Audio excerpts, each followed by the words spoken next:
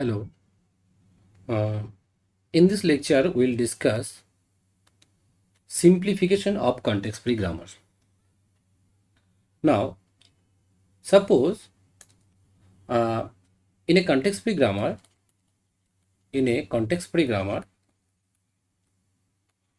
G, it may not be necessary to use all the symbols in VN union sigma.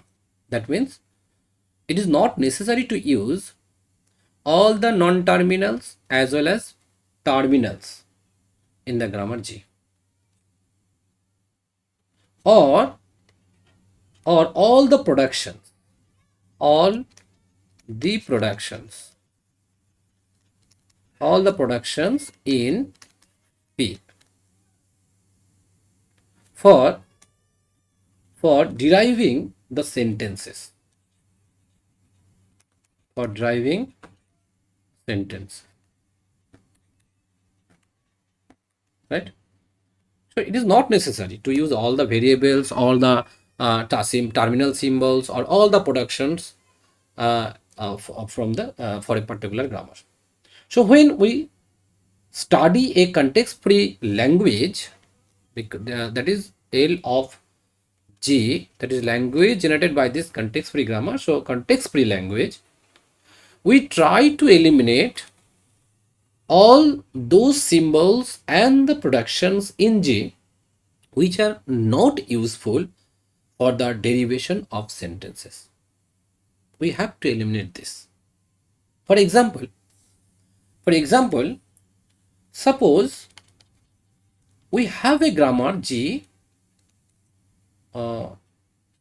where S non-terminals are S, A, B, C, E, and terminal symbols are A, B, and C, and production P and start symbol is S.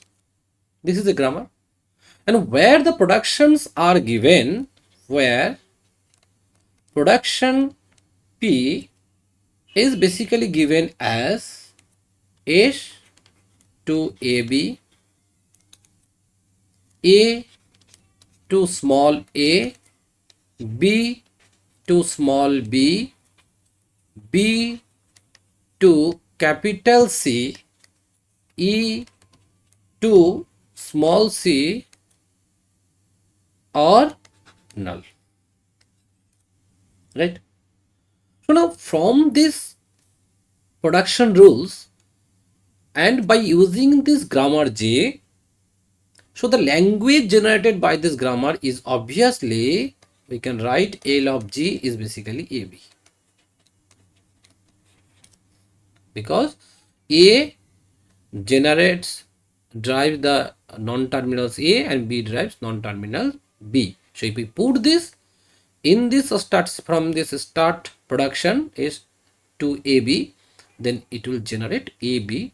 So this is the string, only string that will be generated by this production rules. So the language or the context-free language that is generated by this grammar is basically AB. Now we define another grammar. Let G dash be another grammar where non-terminals are S, A, B, okay, and terminals are small a, B, productions are suppose P dash and start symbol is S, and where production P is defined as S to AB, A to A, and B to small b. Obviously, in this grammar G dash also generate the language, context free language L of G dash is AB, right? So we have eliminated, so what we have eliminated from this grammar G, we have eliminated First, we have eliminated the symbols. What are the symbols we have eliminated? C, E, and small c. These are symbols. Means it belongs to symbol, means it may be terminals or non-terminals. And also we have eliminated the production B to C, E to small c are null. Right? So finally, what we have eliminated? We have eliminated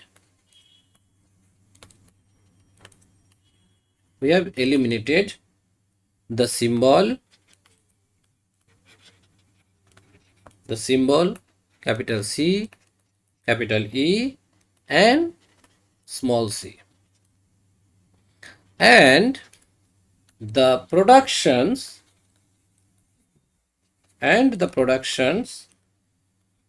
B to capital C and E to small c are null. Now, why we have eliminated this symbols as well as the productions? So we have eliminated these symbols, that is B to C, E to C, small c null, and the non-terminal C, E. So basically we have considered some points regarding the symbols and the productions which are eliminated. The points are: number one, C, capital C, does not appear, symbol C does not derive any terminal string. This is the first point why this capital C has been eliminated. Now, capital E and small c does not appear in any sentential form.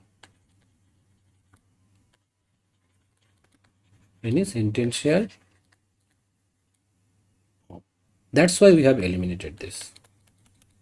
Number three, E to null, it basically means is a null production. That's why we have eliminated this. And fourth, the production rule B to capital C is simply replaces B by C.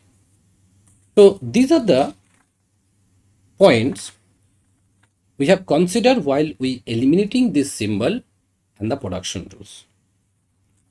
So in short, so while we try to eliminate the symbols as well as the production rules, so we give the construction to eliminate.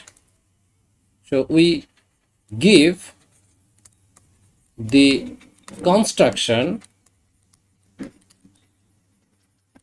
to eliminate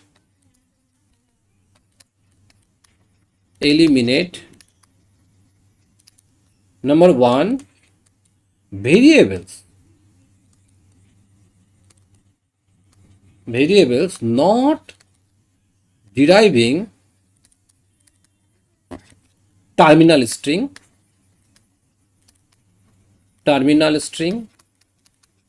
So we have to eliminate those variables.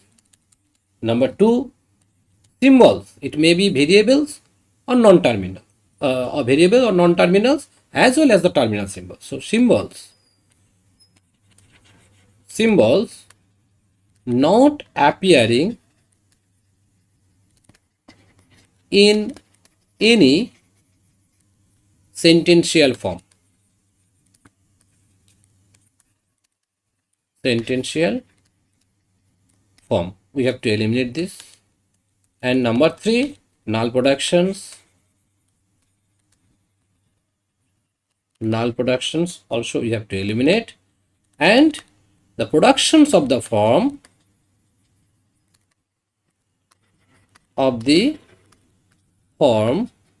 A to B also you have to eliminate. Now based on this point, so there is a theorem. So theorem 1,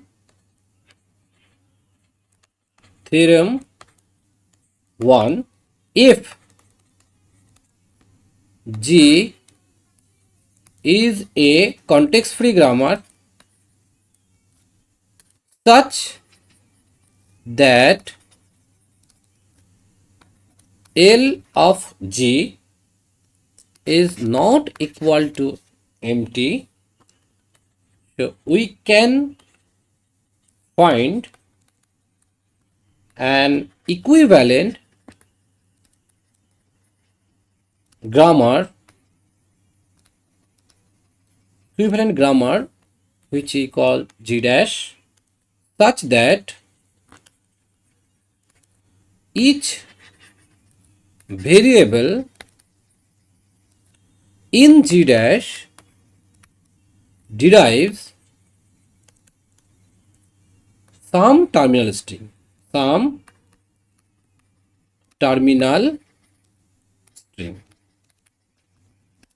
So this is basically theorem. So this theorem basically says that we have to eliminate those variables or the non-terminals which basically does not derive any terminal strings. We have to eliminate this. Yeah. So how we can construct this? How we can do this?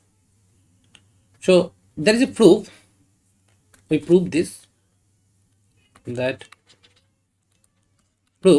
means if G is a context-free grammar and the language that is not generated by this grammar is not empty, then we can find an equivalent grammar G dash. So after eliminating those variables that are basically not driving any terminal strings. So to prove this, I assume that, or let G is equal to Vn sigma P and S be a grammar, context-free grammar, and we define a new grammar, that is G dash, where we have eliminated those variables not driving terminal strings. That's why we rename this Vn dash. And once this Vn dash will be there, sigma will remain same, but production rules also will be changed. And there is a start symbol is as follows. That means we construct this G dash by using this. Number A, we have to construct Vn dash, right? There is a two change. One change is that from Vn we have to construct the Vn dash, and from P we have to construct the P dash, right? So now first we construction of Vn dash. Construction of Vn dash. How we can construct this? We define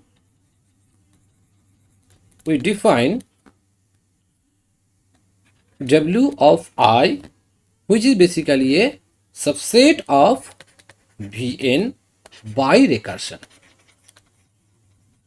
We define this W. W is a set of variables which basically driving some terminal strings.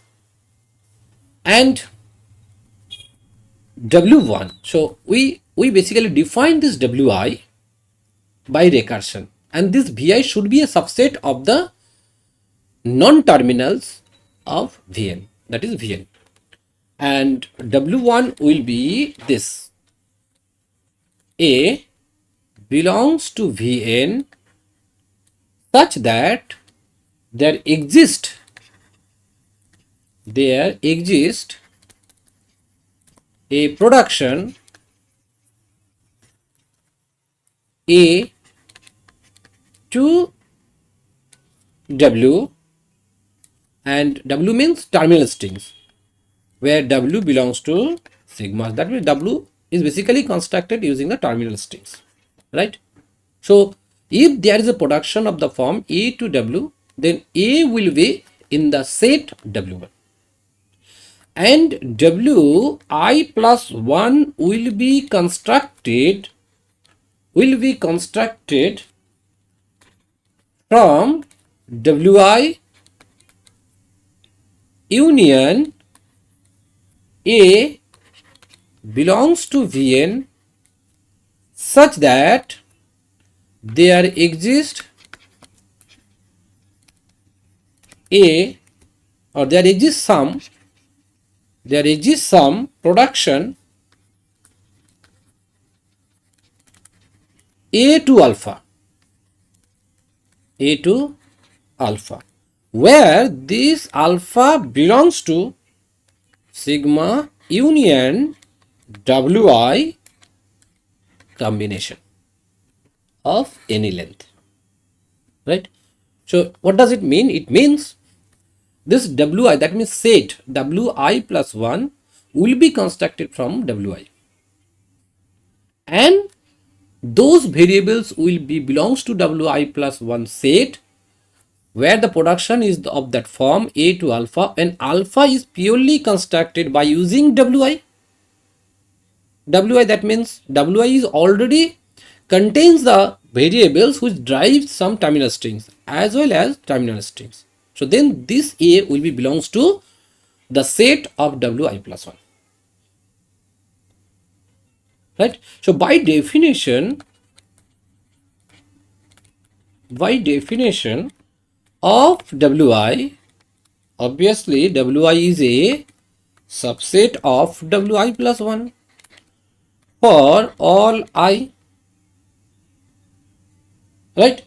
So now as Vn, that is non-terminals, it is a finite number of variables are there. So Vn has only a finite number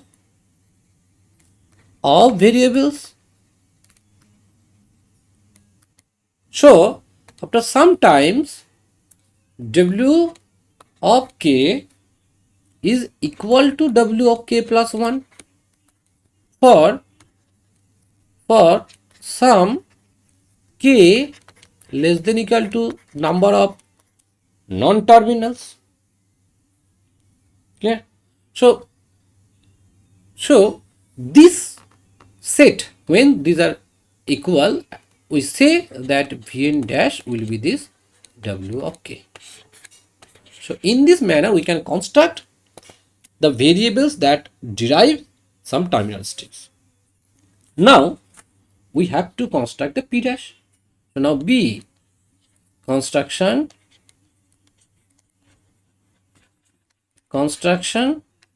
of P dash. How we can construct this? So P dash is basically those productions rules A to alpha such that A alpha belongs to Vn dash union sigma H star. That means A is basically, because it is a context-free grammar, so on the left hand side there is a single symbol, that means single variable. So this P dash or production rule, P dash production rule contains those productions where the form is this A to alpha, A belongs to Vn dash and alpha basically belongs to Vn dash union sigma star. Yeah. So we can define as we have defined that the grammar G dash is equal to Vn dash sigma P dash and S. Clear? So now we'll give an example how it basically works.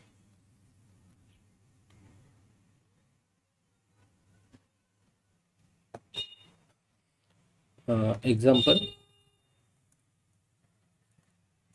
1. Suppose we are given the grammar G is Vn, sigma, P and S with production rules as S to AB, right? A to small a, B to small b, and B to capital C, and E to small c.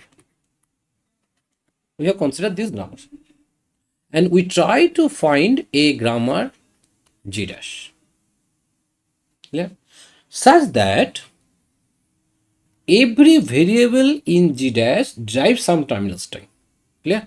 So we have to find, so question is, suppose find G dash such that every variable in G dash derives some terminal string. Okay, so we have to construct in two phases. So phase 1 we have to construct Vn dash. Now construction of Vn dash, clear. So by the rule or recursive definition, W1 will be constructed, right? W1 will be this. What will be the W1? Here Wn basically contains those variables where the production rule is of the form A to W, where W consists entirely by the terminal symbols. So go to these production rules. In these production rules, A to small a, B to small b, and E to small c are those production rules that satisfy this, right? So this W1 set contains A, B and E because all of the production are of this form A to A to W, and here W belongs to sigma star, right? And W is basically purely terminal. So here on the right hand side of every production, entirely terminal strings are small a, small b and small c. So those variables will be considered in the set W1. Now we have to construct W2. So what will be the W2? So W2 will be constructed by using W1 union those variables. Go to the definition here. Wi and A2 productions are of the form A to alpha, where alpha basically belongs to terminals as well as the Wi variables appear in Wi and its combination. So go to this. So we have to search on the right hand side every production where right hand side of every production there is a variable from the set W1 as well as the terminal streams are there. So the on the right hand side there will be W1 variables only and the terminal strings. So this property will be satisfied by this S to AB, and none other production rules will satisfy this, because in this production rule P to C, this C is basically capital C and this C does not appear in W1 and this is not a terminal string. That's why, so in this set there it will be S only, right? So W to C set is basically S, A, B and A, right? Now we construct W3. So W3 will be constructed from W2 union those. So now on the right hand side of every production we have to look these variables S, A, B and E appears with the combination of terminal strings. So neither of the productions Look here, neither of the production satisfy this. B2C not satisfied because on the right hand side it is a capital C and it does not appear in W2. So no other variable. So W3 is basically W2. Clear? So we have to stop here. Now what will be the Vn dash? So the Vn dash will be, so Vn dash is basically S, A, B and E. Now the phase 2 we have to construct or construction of P dash. We have to construct this. So as we know, the production from P dash contains those productions, right, of the form A to alpha, where A1 belongs to Vn dash and alpha belongs to sigma union Vn dash whole combination, that is star, right? So which of the production rules satisfy this property? Go to this rule here. So we have to include those productions in P dash which basically satisfy these properties, where left hand side A1 belongs to Vn dash from this set.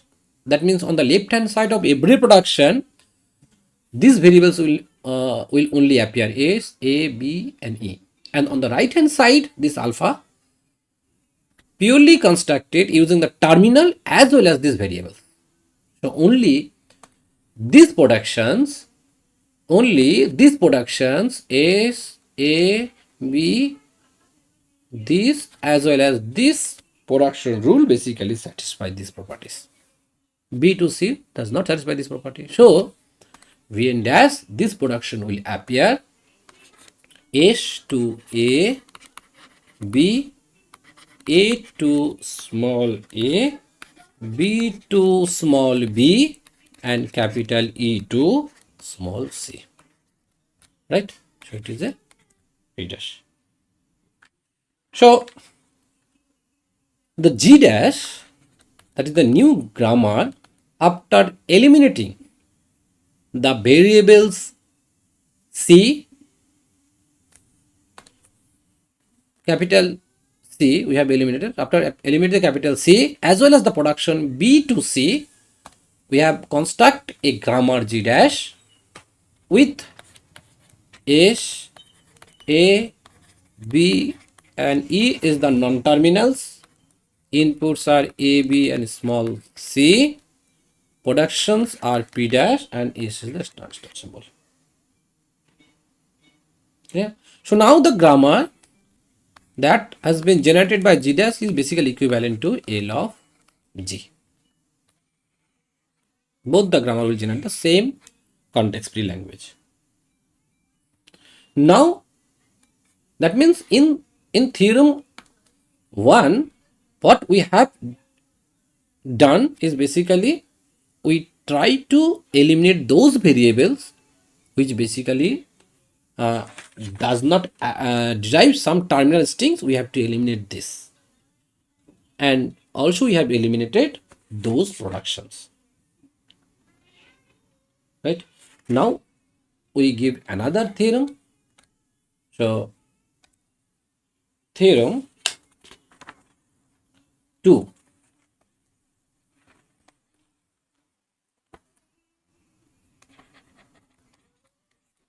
Theorem 2. For every context-free grammar G, G is basically we can say Vn, sigma, P and S, we can construct an equivalent grammar G dash is equal to Vn dash sigma dash P dash and S, such that every symbol in Vn dash union sigma dash appears in some sentential form. Sentential form. Right? So that means we have to eliminate those symbols not appearing in any sentential form. So now proof. We have to prove this. So we construct, right, G dash is of the form Vn dash sigma dash P dash and S as follows. How? Phase 2. Here also there is a two phase. Phase 1, construction of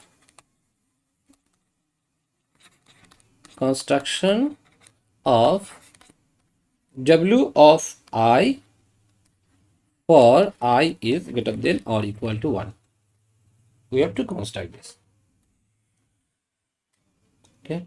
How? We have to start from S. So W1 basically belongs to the set S, start symbol S.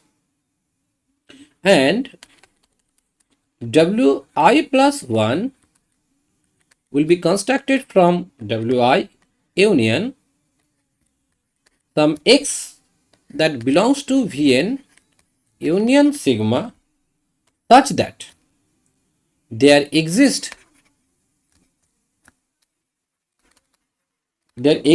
a production,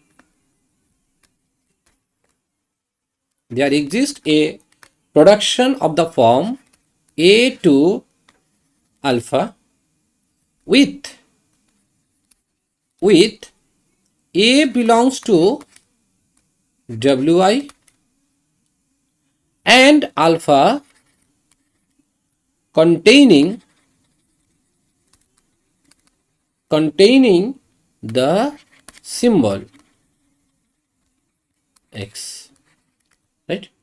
So that means if we start from W1, so Wi plus 1 will be constructed from Wi with this symbol. X is basically a symbol where there is a production of the form A to alpha, and A, that is left hand side, non-terminals will belongs to Wi set, and alpha contains the symbol X. That means on the right hand side, this alpha must contains this symbol X, and that symbol X will be included in the set Wi plus 1. So we can say that W of I is obviously a subset of Vn union sigma, because Wi basically here is a symbol. This symbol basically constructed using the terminal as well as non-terminal. Obviously it will be a subset. And obviously Wi is a subset of Wi plus 1 for some I, for all I greater than or equal to 1, right? And after sometimes, because we know that this set Vn and union sigma contains a finite number of symbols, elements. That's why after some times we will see that Wk will be equal to Wk plus 1 for some k, for some k. Now this, now we have constructed this Wk, right? Now from this we can construct. So now phase 2 starts from here. Now we construct. So construction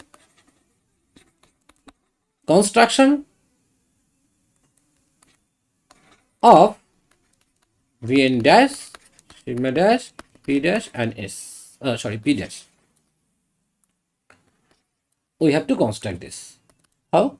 So Vn dash will be Vn intersection of Wk. That in the previous case we have constructed this Wk, right? So from this Wk, if we take the intersection with the Vn, we will obtain the Vn dash. Now what will be the sigma dash? Here also it is same, sigma intersection of Wk. What will be the p dash? P dash is of the form a to alpha, where a belongs to Wk. Clear? A belongs to Wk, or also we can say that a belongs to Wk. A belongs to Vn dash. Now we'll give an example, then it will be more clear to all of you. Consider, so example 2, consider a grammar G given S, A, B, E, and terminals are A, B, small c, and production rules is P and S is the start symbol, where P is equal to S to AB, A to small a, B to small b, and capital E to small c. Clear? So these production rules are given. Now first we have to construct by the rules, by using the phase 1, we have to construct this Wk. How we starts from here? Starts from here, we will starts from S, start symbol. So W1 will be the start symbol S. Now we construct W2. W2 will be W1 union X, right? This X basically belongs to Vn union sigma, right? Such that there exists a production of the form A to alpha with A belongs to W1 and alpha containing X. We have to follow these rules.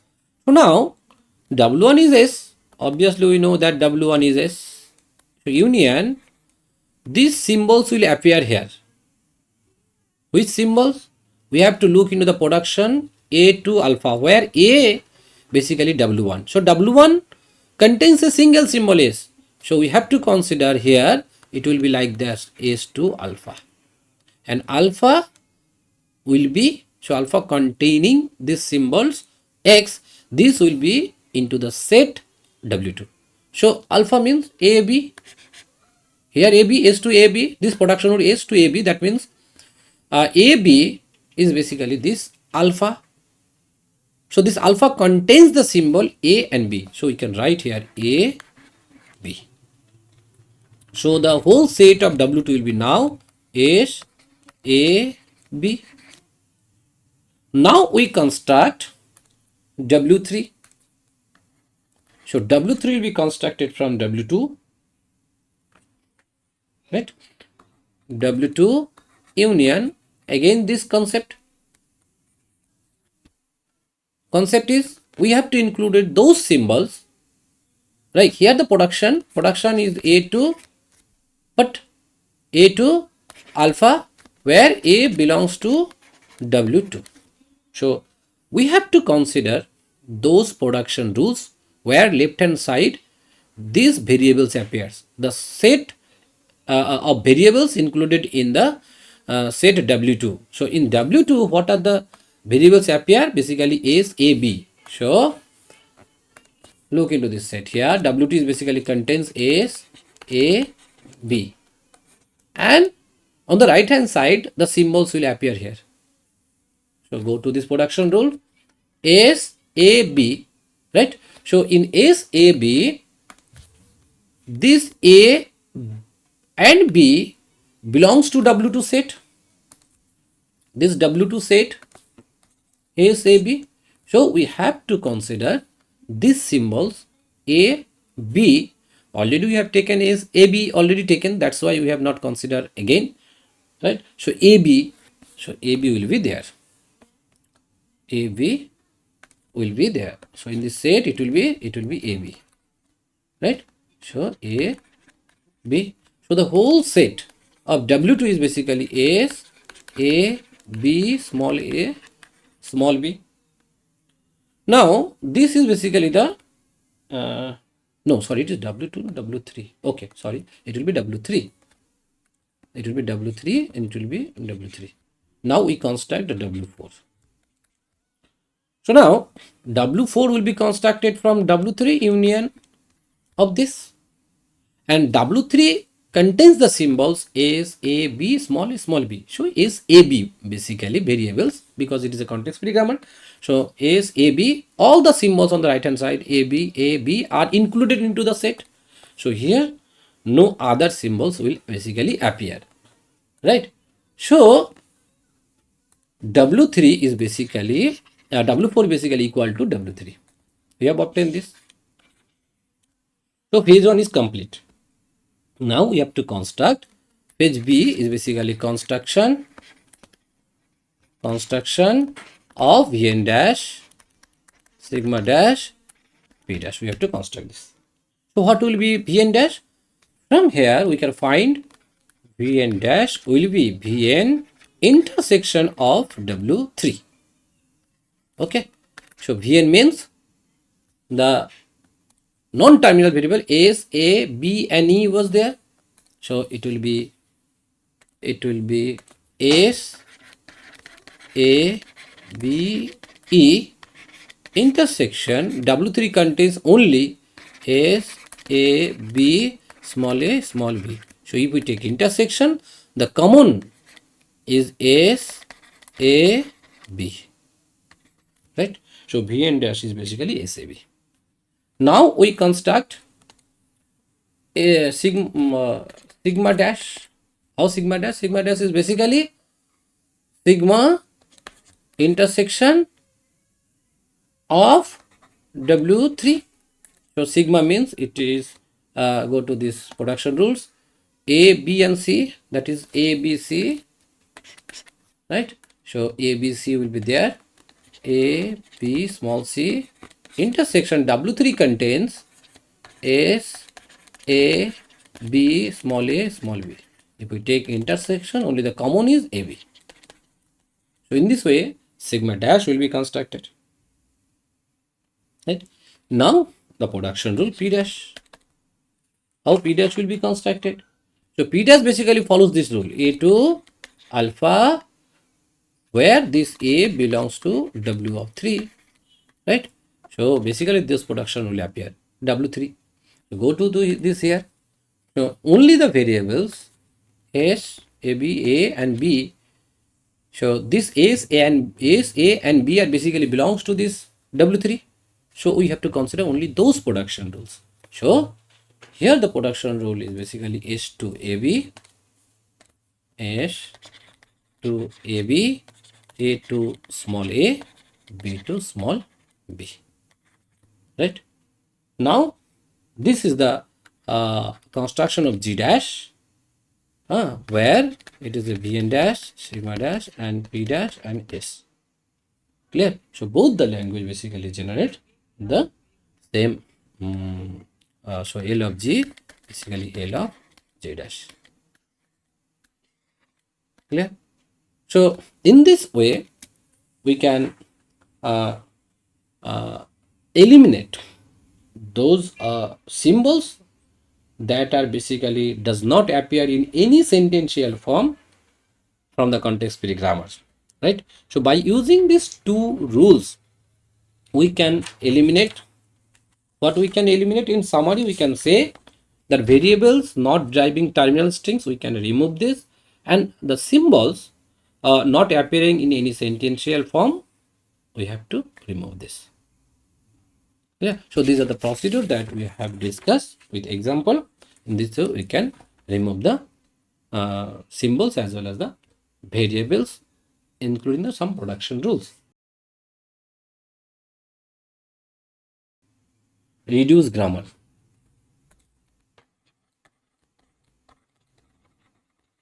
Construction of reduced grammar,